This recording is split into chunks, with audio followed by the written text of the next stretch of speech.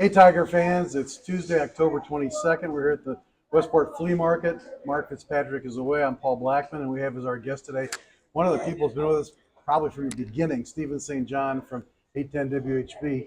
Hey, thank you so much for coming. Absolutely. Tell us a little bit about the new show, because most of us have been listening for 20 some odd years to the Border Patrol. So what's the new show? So my co-host Nate Bucati left because he went basically full time with MLS, doing a studio show and also doing play by play, and so he couldn't handle both jobs, and so he moved on, and I decided I wanted to have no co-host. I didn't want to replace him. I wanted to do the show solo for a while, and that's always kind of an itch I wanted to scratch. I've always had a co-host, and so and also the Border Patrol. Uh, that name came about, because of the Missouri and Kansas rivalry, and that's just not the same anymore. And I wanted it to be different, and so I thought about, hey, if I ever had a show, what would it be named? New Day with SSJ. I like that, and so kind of took the bull by the horns and did it. And man, it's been a blast. It took probably 2 or 3 weeks for me to get used to it, because you get used to that, that rhythm of, talking to the co-host, asking a question, and then he asks a question. But once I kind of settled into it, it's been great. And I've probably had more fun doing this show over the past several months than I have in a long, long time, just because it's allowed me to kind of do things from a different angle and try some new things I've been wanting to try. And you're on 6 to 10. 6 a.m. to 10 a.m. So if we have a late game, you get about 2 hours sleep. Look, let me tell you something. I don't worry about sleep anymore, because my girls, one of them plays tennis and plays basketball for St. Pius. The other one runs track. They got something every night. It seems like, between the Chiefs and the Royals and watching Mizzou, it's just, I'm not going to sleep early. And so I'm lucky enough. My wife also works at St. Pius. And so when I come home, usually there's maybe an hour or two where I can sneak a quick little cat nap, yeah, and get a few winks.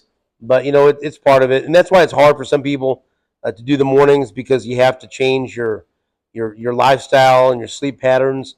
But I love it, and I get the chance to do things during the day like this, and be there for my kids if they need something during the day. And but it definitely takes some getting used to, and a very understanding family. Let's talk real briefly, cover the three things we talked about today. Let's start with the Chiefs. You're high on the Chiefs. Do you think good chance for a three-peat? I mean, I do. I don't know who you'd pick over them right now. I mean, I love Detroit in the NFC, but I think ultimately losing I think the best pass rusher in the league, Aiden Hutchinson, is gonna, unless they make a deal, but that's gonna be hard for them to overcome. That division and Minnesota with Sam Darnold, and also even the Bears look good. Green Bay, I think, could make a push. I think San Francisco's, they're done making they're not going to be a Super Bowl contender this year. So I think the Super Bowl representative is going to come out of that division, whether it's I'm going to say it's Detroit or Green Bay. And then as far as the Chiefs, it's the same old people. It's going to be Baltimore, it's going to be Buffalo, and then maybe Cincinnati. And the Chiefs, I was going to say, yeah, the Chiefs already, it looks to me like, unless they have some kind of really unforeseen collapse, pretty much have the division for the 8th straight year? Oh, they've already got a 3-game lead, and the Raiders traded Devontae Adams. They're done. Going to Buffalo is going to be a stiff test, and that could end up deciding home field advantage. But the Chiefs have already shown, they can win there. Yeah, they can win on the road in the playoffs. You have the best coach, you have the best quarterback, and you have the best defensive coordinator. It's pretty hard to overcome that. And guess what? A hellacious defense. They can run the football now. They have the best interior offensive line. And I'm going to go ahead and tell you, even though he doesn't look like vintage Travis Kelce, when the playoffs come around, you're still looking at 5 catches for 85 yards and a touchdown, and other teams will be pulling their hair out trying to stop them. So let's switch to the Royals real quickly. You're bullish on the Royals, too. Bobby Wood Jr. is one of the best players in baseball. Cole Reagans is an ace, and Lucas Urseg is a stud closer. That's a great nucleus right there. I think Vinny Pasquantino is part of that.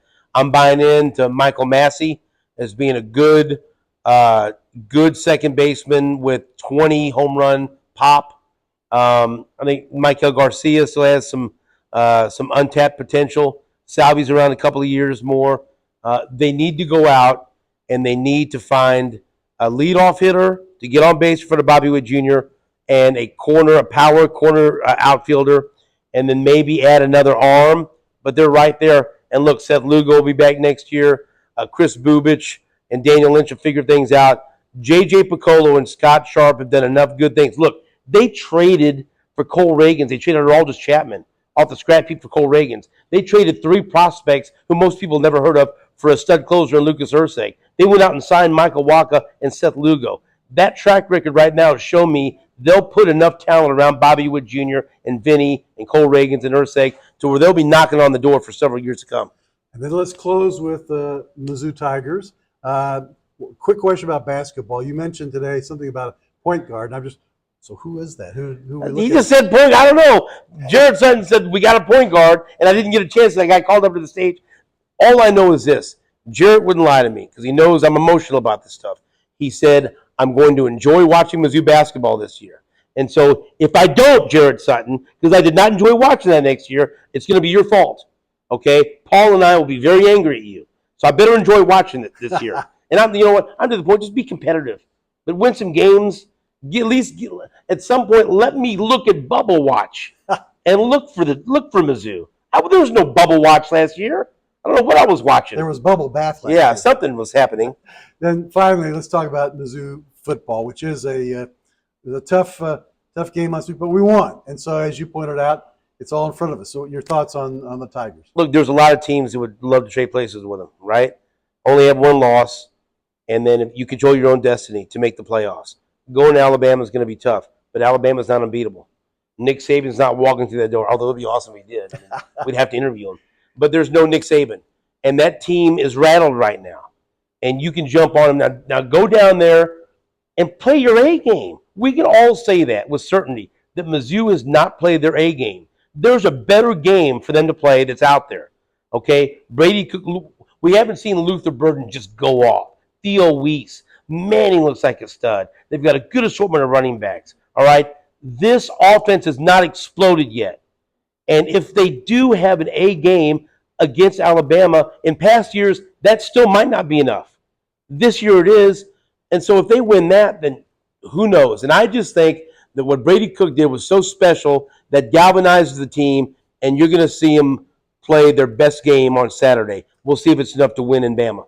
You had a great interview with Brady. I happened to be in the car last night to hear they replay some of the segments from the shows during the day, and so I got to hear your interview with Brady. It was wonderful. It was a great job. Perfect situation, of course, after Saturday. But anyway, Stephen, thank you so much for coming on. We appreciate it. Hopefully we're all well and we do it again next year. I'll be here. Next week, join us at the club, and every week, every Tuesday. And if you're interested in joining the club, please join us at kctiger.com on the internet.